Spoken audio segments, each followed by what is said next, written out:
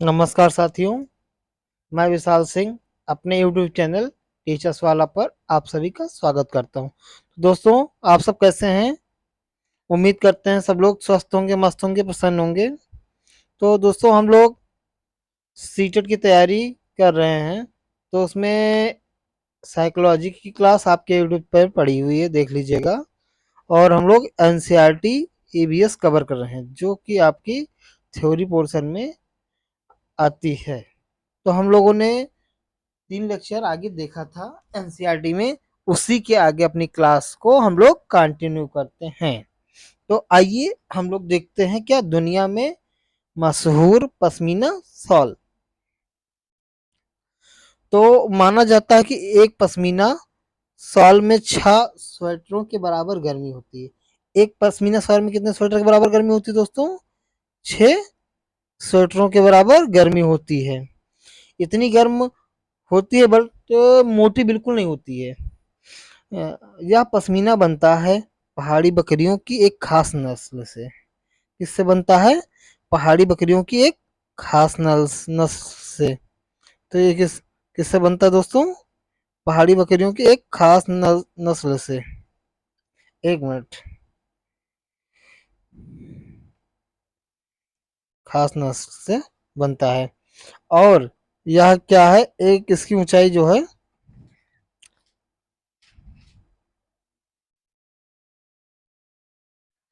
तो यह पश्मीना बनता है पहाड़ी बकरियों की एक खास नस्ल से। ठीक है।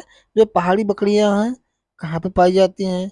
तो जो ये खास नस्ल नस्ल है, लगभग 5,000 मीटर यानी 5 किलोमीटर की ऊंचाई पर रह सकती हैं। जो खास नस्ल की पश्मीना शाल जैसे मिलती है, वो पहाड़ी बकरियां हैं, और वो 5,000 मीटर की ऊंचाई पर रह सकती हैं। यहाँ सर्दियों में तापमान 0 सेंटीग्रेड से भी बहुत कम, यानी -40 डिग्री सेंटीग्रेड तक चला जाता है। इतनी सर्दी से बचने के लिए बकरियों के शरीर पर बहुत ही बारीक और नरम बाल उगाते हैं, जो गर्मियों में झड़ जाते हैं। ये बाल बहुत ही पतले होते हैं, कि इतने पतले कि बकरी के 6 बाल मिलाकर तुम्हारे सिर के एक बाल होंगे। इतने पतले बाल होते हैं इनके, कि बकरी के 6 सिर के बाल हों और आपके सर के एक बाल, कि इसकी मोटाई बराबर होगी। ठीक है। इसके आगे हम लोग देखते हैं। इस इसीलिए पश्मीना शॉलों को मशीनों द्वारा नहीं बुना जा सकता। इसीलिए पश्मीना शॉलों को मशीनों द्वारा नहीं बुना जाता है। अगर ये मशीन के द्वारा नहीं बुना जाता तो किससे बुना जाता है? तो इनकी बुनाई के लिए एक खास बुनकर होते हैं। अगर एक बुनकर 250 घंटे बुनाई करे, अगर मान लीजिए एक बुनकर है 250 घंटे बुनाई करता है, तब जाकर एक साधारण पश्मीना शॉल तैयार होती है। इतनी मेहनत सोचो, अगर डिजाइन वाली शॉल बुननी हो तो कितने दिन लगेंगे?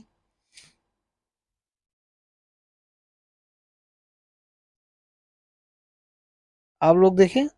इसके बाद आगे हम लोग देखते हैं। जो आप लोगों ने अभी पश्मीना शॉल के बारे में देखा है, ये आपका बहुत इंपॉर्टेंट टॉपिक है। इसको बहुत ध्यान से पढ़िएगा। इससे क्वेश्चन हमेशा बनता है अधिकतर। और ये ना हो कि आप लोग लापरवाही करें और इससे क्वेश्चन आ जाए और आपका क्वेश्चन छूट जाए। इसीलिए पहले से ही सतर्क रहिएगा और पढ़ते रहिएगा। लापरवाही मत कीजिएगा। इसको पॉइंट नोट कर लीजिएगा अपने नोट्स में, या बाकायदा याद कर लीजिएगा। तो उसी के आगे हम लोग फिर देखते हैं श्रीनगर के घर एक नज़र में।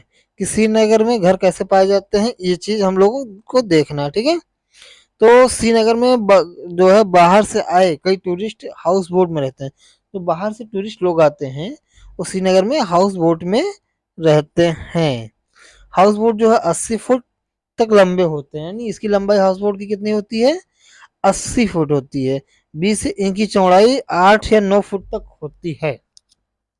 याद कीजिए, ध्यान रखिएगा कि एनसीईआरटी में जो नंबर्स दिए हैं, पॉइंट दिए हैं, इसी से क्वेश्चन बनता है हमेशा। फिर आइए देखते हैं, बोर्ड की तरह बने लकड़ी के डोंगे पानी पर तैरते रहते हैं। जो बोर्ड की तरह डोंगे होते हैं लकड़ी के बने, वो पानी पर तैरते रहते हैं। जैसे ये देखिए, ये तैर रहा है ये चीज आपका। और ये क्या है? House boat. इसको क्या बोलते हैं? House boat. फिर श्रीनगर की डक लेल लेक और झेलम नदी में इन दोनों डोंगों में कई परिवार रहते हैं। जो यहाँ पे डोंगे हैं इसमें कई परिवार रहते हैं। मकान की तरह इस डोंगे में भी अलग अलग कमरे होते हैं। जो ये डोंगा है जैसे आपके घर का मकान है उसी तरह का इसमें अलग अलग कमरे भी बने होते हैं। तो हम लोग फिर इसके आगे देखते हैं दोस्तों। फिर आइए हम लोग देखते हैं हाउस बोट। हाउस बोट के बारे में एक मिनट इसका कलर चेंज कर लेता हूँ। ठीक है, फिर हम लोग देखते हैं हाउस बोट के बारे में। हाउस बोट और कई बड़े घरों के अंदर की छत पर जो हाउस बोट है और कई बड़े घरों की अंदर की छत पर लकड़ी की सुंदर नक्काशी होती है। इनमें एक खास डिजाइन खत्मबंद है जो जिक्सा पजल जैसी होती है, जो जिक्सा पजल जैसी होती है। तो हम लोग दोस्तों देखते हैं हाउस बोट के बारे में और कई बड़े घरों के बारे में। तो हाउस बोट और कई बड़े घरों की अंदर की छत कैसे बनी होती है? लकड़ी की सुंदर नक्काशी से बनी होती है। यहाँ पे देखिए लकड़ी की सुंदर नक्काशी से बनी होती है। ये देखिए आप इसको देखिएगा, ये ये आपका ये है। और फिर आते हैं इसके आगे। इनमें एक खास डिजाइन जो खत्म बंद बिल्कुल जिक्सा पजल के जैसा दिखता है आपका। ठीक है,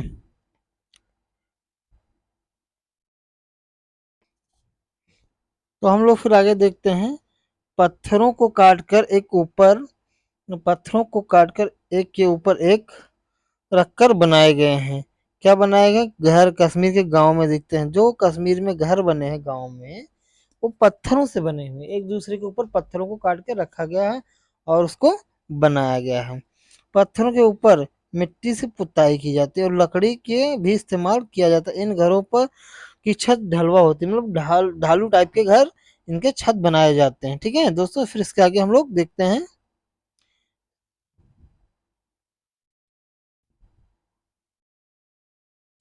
यहाँ के पुराने और घरों की खासियत है ये जालीदार खिड़कियां हैं। ये बाहर की ओर उभरी होती हैं। इन्हें डब कहते हैं। जो खिड़कियां होती हैं और बाहर की ओर उभरी होती हैं इन्हें क्या कहते हैं? डब कहते हैं। बैठक बाहर का नज़ारा बढ़िया दिखता है। ये आपका इसके बारे में दिया गया है। यहाँ के पुराने घरों का खासियत है कि देखिए ईंट और पत्थर के बने हुए हैं। पत्थर और लकड़ी ये मिलकर बने थे। घरों के दरवाजे खिड़कियों डिजाइनदार मेहराब बने होते हैं। देखिए ये डिजाइन आपका बना हुआ दिख रहा होगा कि हम आपको जूम करके दिखाने की कोशिश करते हैं।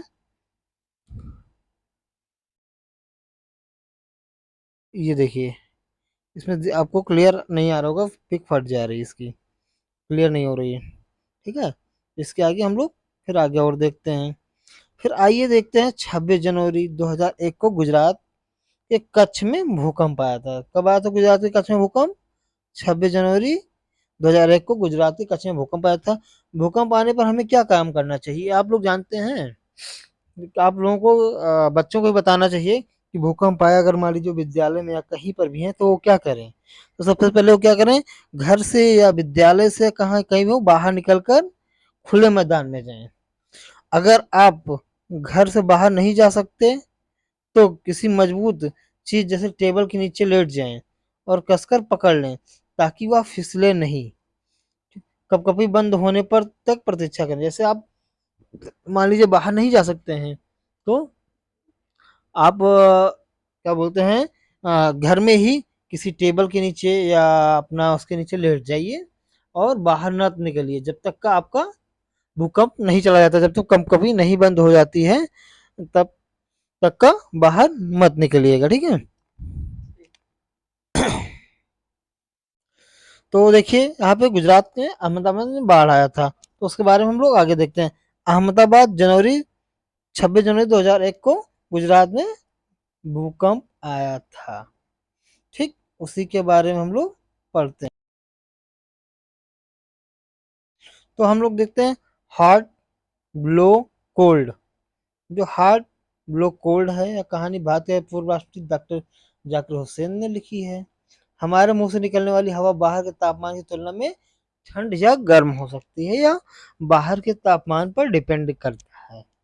स्टेथोस्कोप का उपयोग हमारे दिल की धड़कनों को सुनने के लिए किया जाता है। जो हमारे दिल की धड़कनों को सुनने के लिए किसका उपयोग करते हैं? स्टेथोस्कोप का प्रयोग करते हैं। हमारे शरीर के तापमान को नापने के लिए किसका उपयोग करते हैं? थर्मामीटर का उपयोग करते हैं। ठंडी हवा भारी होने के कारण नीचे आती है और गर्म हवा ऊपर की ओर तरफ जाती है। सांस बाहर के तापमान के अनुमान अनुसार ठंडी या गर्म हो सकती है। जो सांसें हैं आपके बाहर के टेम्परेचर के अकॉर्डिंग ठंडी या गर्म हो सकती है। ठीक है, इसके आगे हम लोग देखते हैं।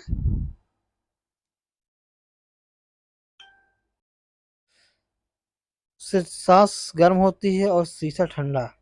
सांस जो है गर्म होती है और शीशा ठंडा होता है, इसलिए सांस के साथ आई भाप से ठंडे शीशे पर पानी की बूंदे जैसे बन जाती है। यही नमी शीशे को झुंझला कर देती है। ठीक है, फिर इसके आगे हम लोग देखते हैं।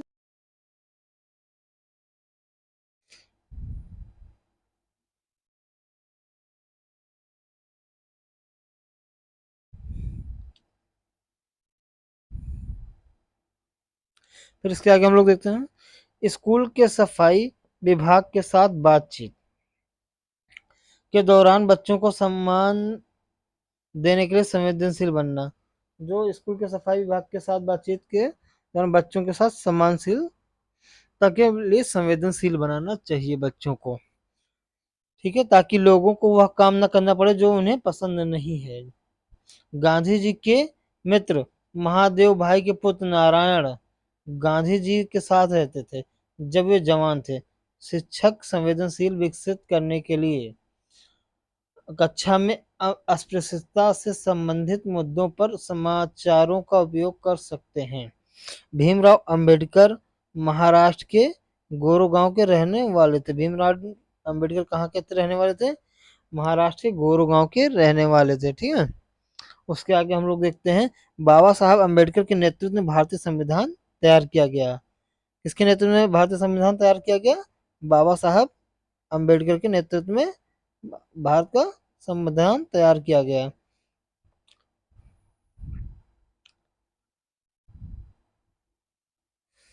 नारायण यानी बाबला जब 11 साल के थे तब वह गुजरात के साबरमती आश्रम में उन्हें अलग अलग काम करने पड़ते थे। उनमें से एक था आने वाले मेहमानों को टॉयलेट की सफाई का काम सिखाना। तब के टॉयलेट में नीचे टोकरियां रखी होती थी जिसमें संडास की गंदगी गिरती थी, फिर उस जगह को साफ भी करना पड़ता था। इन टोकरियों को हाथों से उठाकर ले जाना होता था। आमतौर पर इस काम को एक ही समाज के लोगों को ही करना पड़ता था, पर गांधी आश्रम में खाद बनाने वाले गड्ढे तक टोकरियां ले जाने का काम सभी को करना पड़ता था, वह कोई भी क्यों ना हो।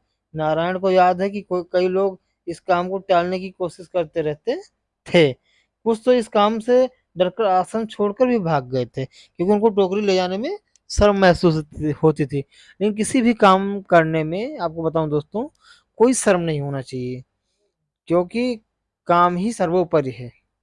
इतना दिमाग में रख लीजिए, फिर आपको कभी शर्म नहीं आएगी।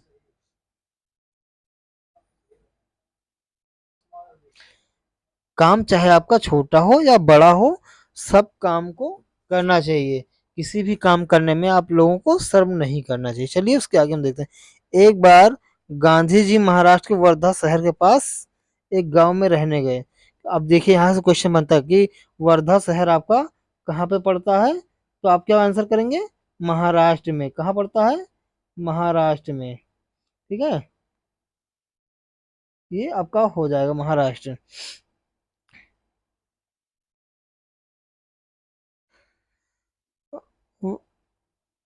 यह गांव था वर्धा शहर के पास, लेकिन फिर भी शहर की सुविधाओं से परे था। मतलब परे था, मतलब वहाँ की कोई शहर की सुविधाएं नहीं थी। भले ही शहर के बगल में था, वहाँ पे शहर की कोई सुविधा नहीं थी। गांव में गांधी जी महादेव और उनके साथ ही संडास की सफाई का काम करने लगे। कई महीने बीत के एक दिन सुबह के समय गांव के बाहर की गंदी संडास की तरफ से एक आदमी लोटा लेकर आ रहा था। जब उसने महादेव भाई को देखा तो बोला, उस तरफ से ज्यादा गंदगी, वहां सफाई करो। तो एक तरफ मतलब सुबह सुबह उन्होंने देखा कि एक आदमी उधर से लोटा लेकर आ रहा है। तो जो लोग साफ सफाई कर रहे थे, तो उसमें से एक महादेव भाई थे, गांधी जी भी थे। तो उसने वहां देव भाई को देखा और बोला कि वहां से ज्यादा गंदगी, वहां पे सफाई करो। यह देख बाबला को हैरानी हुई और गुस्सा भी आया। किसको हैरानी हुई? बाबला को हैरानी हुई और गुस्सा भी आया। ठीक है।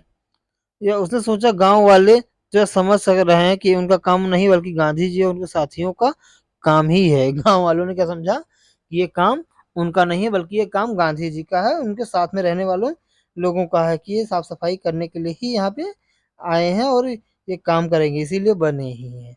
ठीक है, लेकिन ये अच्छी बात नहीं थी। फिर उसके आगे हम लोग देखते हैं।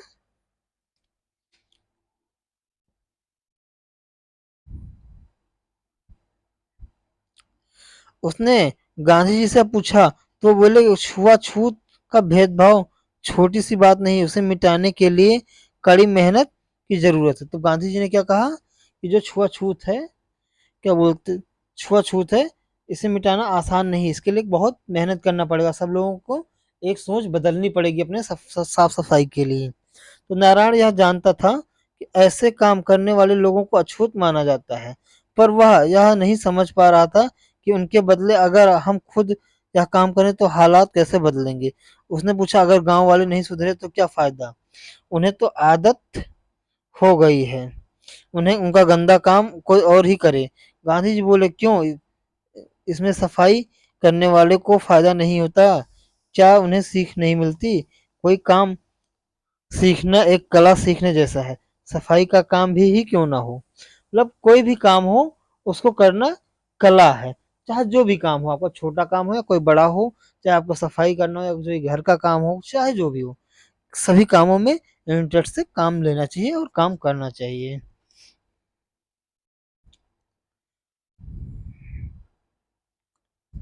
छोटा नारायण फिर भी नहीं माना, जो नारायण था वो फिर भी नहीं माना।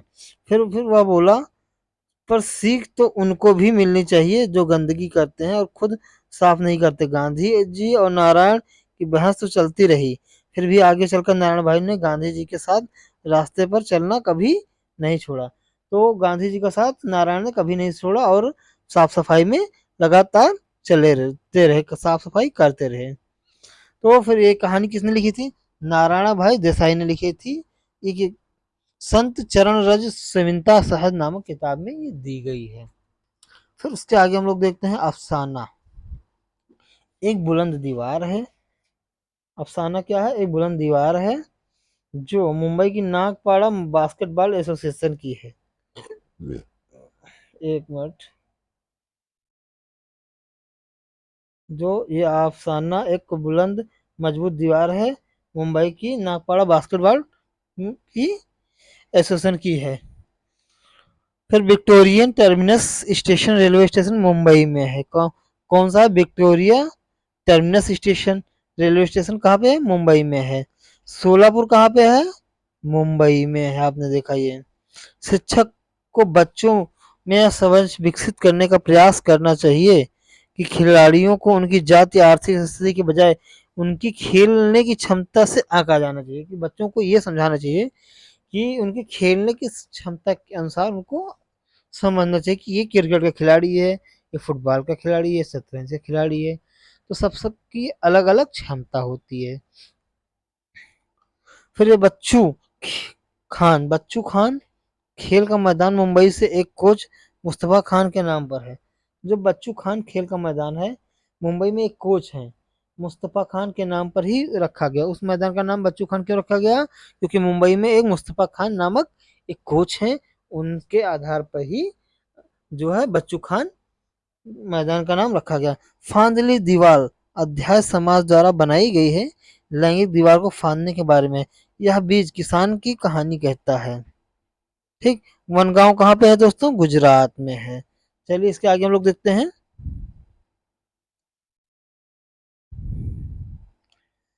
पुराने समय में अच्छे बीजों को मिट्टी में लिपटी सूखी लौकी में रखा जाता था।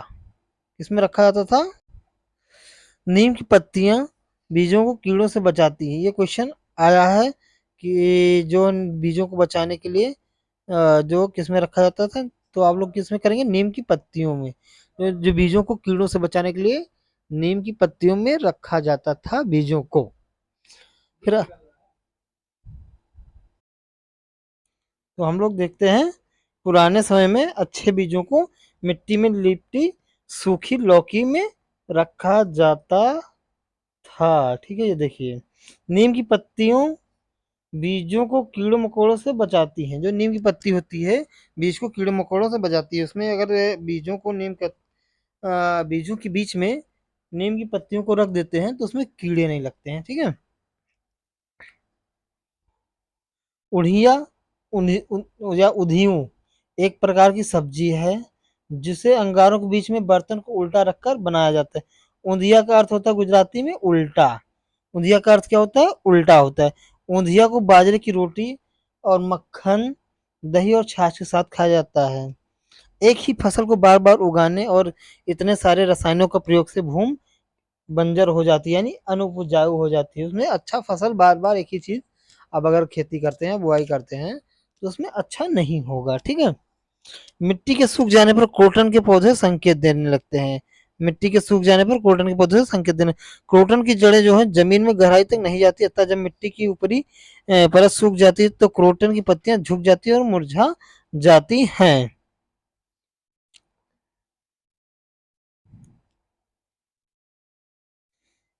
केचुए सुरंग बनाने के लिए मिट्टी को नीचे खोद कर नरम करते हैं। जो केचुए होते हैं अब, हाँ, किसान के मददगार है, किसान के मसीहा कह सकते हैं आप। किसानों के बहुत लिए बहुत हेल्पफुल होते हैं, कि जो केचुए होते हैं किसानों के लिए बहुत हेल्पफुल होते हैं। जो कुड़ुक भाषा है झारखंड में आदिवासी लोगों के एक समुदाय है। जो कुड़ुक है झारखंड में एक आदिवासी लोगों का समुदाय है। ठीक है, ये हो गया। जो जंगल गायब हो रहे हैं उनकी जगह खदानें खोदी जा रही हैं, बांध बनाए जा रहे हैं। जंगल धीरे धीरे कम होते हैं क्योंकि पेड़ों का कटान काट दिए जा रहे हैं, खदान खोदी जा रही है और फैक्ट्रियां लगाई जा रही हैं, तो बांध बनाए जा रहे हैं। इससे क्या होगा, जंगल तो कम होगा ही होगा, और जंगल कम होगा तो पर्यावरण पे भी प्रभाव पड़ेगा। आप लोग जानते हैं। फिर एक कुड़ुक भाषा में तुरंग का अर्थ होता है जंगल। कुड़ुक भाषा में तुरंग का अर्थ क्या होता है, जंगल। ये क्वेश्चन बहुत बार आया है, आप लोग ध्यान रखिएगा इसको, कि कुड़ुक भाषा में तुरंग का अर्थ क्या होता है, जंगल होता है। वन का अधिकार अधिनियम 2007 है, ये भी ध्यान रखिएगा।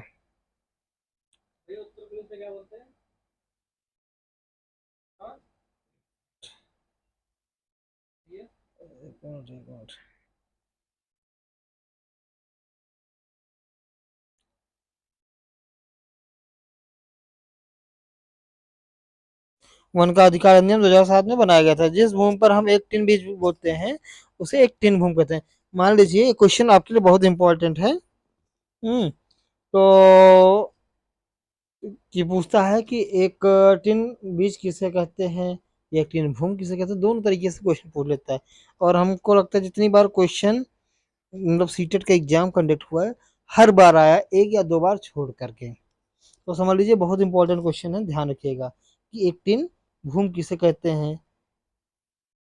ठीक, धन्यवाद दोस्तों, आप सभी लोग हमारे साथ बने रहे हुए।